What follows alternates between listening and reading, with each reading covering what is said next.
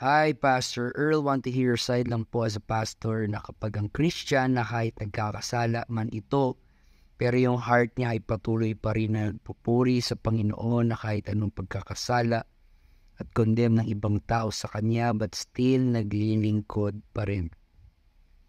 Church, listen, you need to understand this. Hindi po tayo minahal ni Lord because of our sins.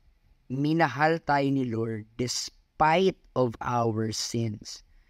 He drowned thousands of people doon sa Genesis, in the water. He burned Sodom and Gomorrah into ashes. He killed Ananias and Sapphira right on the spot. This is a clear indication na galit ang Diyos sa kasalanan. We need to remember that always. Be careful. Be careful ng overemphasis ng love ni Lord, overemphasis ng grace ni Lord, na nakakalimutan na natin yung holiness ni Lord at yung righteousness ni Lord, that He hates sin. Nabiyan ni Jesus Christ yung babaeng napag-commit ng adultery sa John chapter 8. Sabi niya, go and sin no more. John chapter 8 verse 11.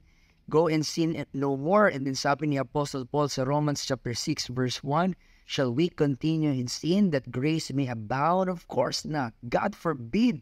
So hindi tayo niligtas ni Lord para pag magkasala tayo, okay lang, patatawarin tayo ni Lord. Hindi ganun ang purpose na kaligtasan.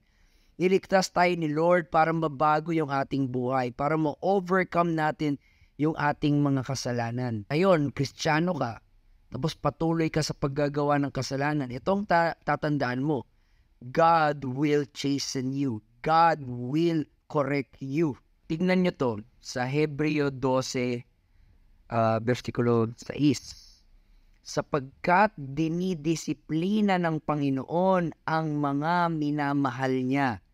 O ngayon, hindi porket mahal tayo ni Lord, okay lang magkasala na magkasala. Hindi po. Didisiplinahin tayo ng Panginoon at pinapalo ang itinuturing niyang anak. O pag pinalo tayo ng Panginoon at kinorek tayo ng Diyos, huwag tayo magtampo, huwag sasama ang loob. Dapat nga matuwa ka dahil mahal ka ng Diyos at itinuturing ka niyang anak.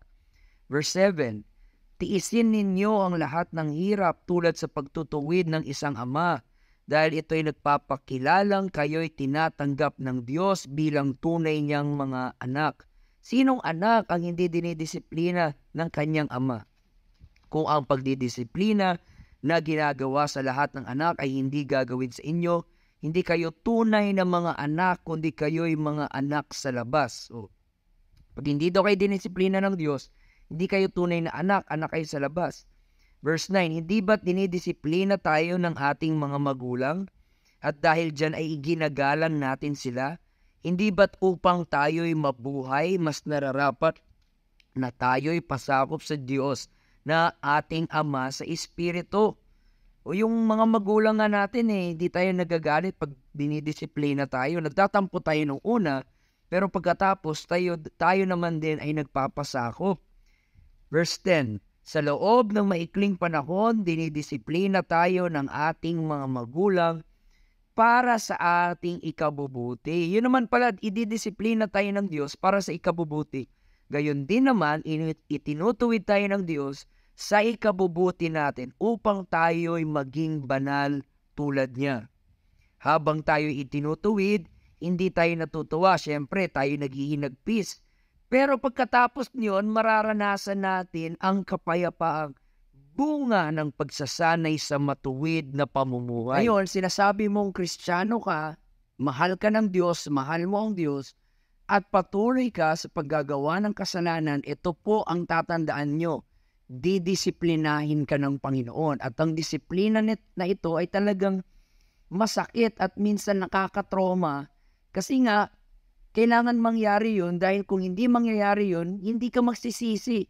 Kailangan nandun yung traumatic event or traumatic effect para hindi ka na bumalik doon sa kasalanan na yun. Kaya nandun talaga yung tinatawag na pagsisisi.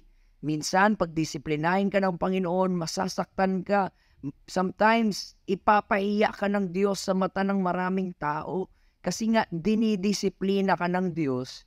Yung sabi na sometimes God will break your heart just to save your soul.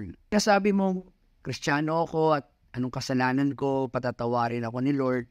Tandaan mo ito, bago ka patawarin, dadaan ka ng matindi at masakit na disiplina na kailangan mong harapin para ito ay sa iyong ikabubuti, ikaliligtas ng iyong kaluluwa, at maging, sabi sa English, partakers ng kanyang holiness. Sabi nga ng isang preacher, Christians are not known by the perfection of their life, but Christians are known by the direction of their life.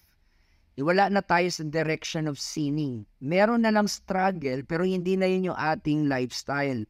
Merong struggle ng sin, pero hindi na po lifestyle ng sin. Magkasala man, andun ang conviction, andun ang chastening, andun ang correction, and sometimes andun ang pagdidisiplina ng Diyos. Kung ikaw ay Christian at ikaw ay magkasala, tanggapin mo ang pagdidisiplina ng Panginoon. Magpasakop ka. Magpasalamat ka sa mga pastor at mga leader, mga elders na sometimes pinapagalitan ka, nire-rebuke ka, kinokorek ka, at tinatawag na DVDA, no? Meron disciplinary action. Magpasakop ka, magpakumbaba ka, para yan sa iyong ikabubuti at ikaliligtas ng iyong kaluluwa at para maging partakers ng holiness ng Panginoon. So Christians, hindi na po excuse na porket Christian ka pwedeng magkasala at patuloy maglilingkod. Hindi. Pag Christian ka at nagkasala ka, magpakorek ka at magpadisiplina ka sa Panginoon. Godspeed.